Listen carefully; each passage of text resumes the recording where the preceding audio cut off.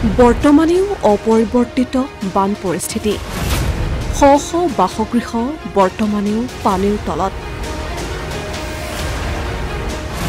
জলমগ্ন টিয়কৰ ৫০খন গাঁও বৰ্তমান চৰকাৰখনক লৈ ক্ষোভ উজাৰিলে খুদ বিজেপি দলৰ সদস্যই বছৰৰ প্ৰথমটো বানে চৌদিশে সৃষ্টি কৰিছিল বিভীষিকাময় পৰিৱেশৰ যাৰ পৰিণতি বৰ্তমানেও ভুগি আছে সাধাৰণ জনতাই ৰাজ্যৰ ভিন্ন প্ৰান্তৰ লগতে টিয়কৰ বহুকেইখন গাঁও বৰ্তমানেও পানীৰ তলত চাওক কিদৰে জীয়াতু ভুগিছে গাঁওবাসীয়ে টিয়ক কাকজান পুঠি নদী জাজি নদীৰ ৰিং বান্ধ কেইবাঠাইত ছিঙি যোৱাৰ বাবে বানৰ কবলত পৰিছে টিয়ক ৰাজহ চক্ৰৰ প্ৰায় ৫০-৬০খন গাঁও উল্লেখ্য যে দীৰ্ঘদিন ধৰি নদীসমূহৰ ৰিং বান্ধ মেৰামতি কৰা নাই ফলত বছৰৰ প্ৰথমটো বানত নদীৰ বাহনী পানীয়ে বিধ্বস্ত কৰিলে ৰিং বান্ধ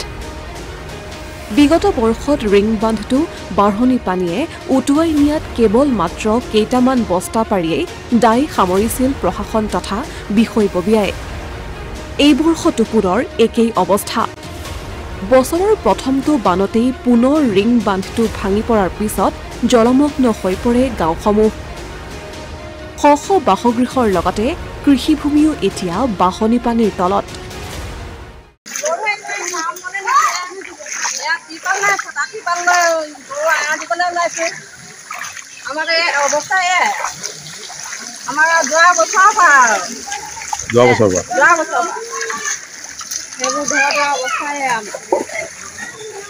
চৰকাৰ মানে ইবাৰ আমাৰ ল'ৰাহঁতে ইয়াত বস্তা দি মাথাইটো কাম কৰিছিলে তাৰপিছত সেই গোটেই থাকিলে এতিয়া পানী গৈ আমাৰ গোটেই ঘৰ পুখুৰী চবতে সোমাইছে আৰু মানুহ এনেকুৱা অৱস্থা হৈছে চৰকাৰে কিবা এটা ব্যৱস্থা কৰিলে আমি ভাল পাম নৱগঠিত মৰিয়নি সমষ্টিৰ অন্তৰ্গত উত্তৰ দলীয় টিয়ক নদীৰ উত্তৰ পাৰৰ ৰিং বান্ধটো বিগত বৰ্ষৰ বানত ছিঙি যোৱাৰ পাছত মেৰামতি নকৰাত সেই ছিঙা অংশৰেই এই বছৰ প্ৰথমটো বানতেই নদীৰ বাহনী পানীয়ে প্ৰলয়ৰ সৃষ্টি কৰাত জলজীৱন বিপন্ন হৈ পৰিছে পদে পদে দুৰ্ভোগ ভুগিছে গাঁওবাসীয়ে কালিৰ পৰা পানী আমাৰ এতিয়া ইয়াত সোমাইছে পৰহি ধান পানীটো বাঢ়ি আহিছিলে ভিতৰত পানী এতিয়া আঁঠু খোৱা বোৱা এইভাগে এতিয়া চাংঘৰ বনাই পেলাই তাতে ৰান্ধি বাঢ়ি খাবলগীয়া হৈছে চৰকাৰী কোনো ব্যক্তি অহা নাই এতিয়ালৈকে বৰ্তমান অহা নাই কালি সেই গধূলি টাইমত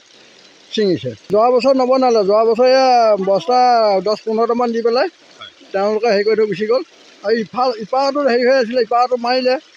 এই পাৰটোত আমাক একো যোগাযোগ নকৰিলে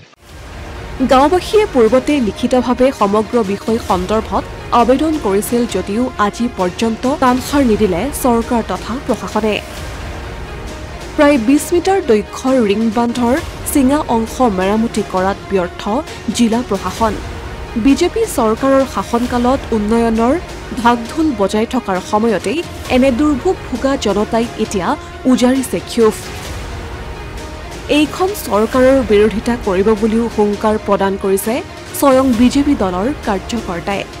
বানত প্ৰথম বাহনী পানীতে আমাৰ গাঁৱৰ ইমানবোৰ মানুহ জলমগ্ন হোৱাটো অত্যন্ত দুৰ্ভাগ্যজনক বিষয় গতিকে এই বিষয়টোত আমি বিধায়কক মানে আমাৰ বুথৰ সভাপতিও আছে ইতিমধ্যে তেওঁ লিখিতভাৱে দিছে আমিও মৌখিকভাৱে কৈছোঁ আৰু যোৱা বছৰ তেওঁ ভাগি থকা অৱস্থাতে তেওঁ নিজেও আহি দেখা পাইছিলে কৰি দিম বুলি ক'লে নাই কোনো কাণসাৰ নিদিলে আজি পৰ্যন্ত গতিকে এই কথাত আমি অত্যন্ত দুৰ্ভাগ্যজনক বিশেষকৈ আমি ভাৰতীয় জনতা পাৰ্টীৰ এজন কৰ্মী হিচাপে আমাৰো ইয়াৰ দায়িত্ববোধ আছে আমাক ক'ব যে তোমালোকে অতদিন বিজেপি কৰি কি কৰিছা আৰু মানে তোমালোকৰ দলে আমাক আজিলৈকে একো মানে ঘৰ দিছে মোদী ডাঙৰীয়া মানে PMAY আহিছে PM কিষাণ আহিছে কিন্তু তথাপিতো এই মানে অসম প্ৰশাসন ব্যৰ্থ হৈছে এইটো একদম আপুনি মানে মুক্তভাৱে ক'ব পৰা অৱস্থাত আছে অসমীয়া প্ৰতিদিন ডিজিটেল ডেস্ক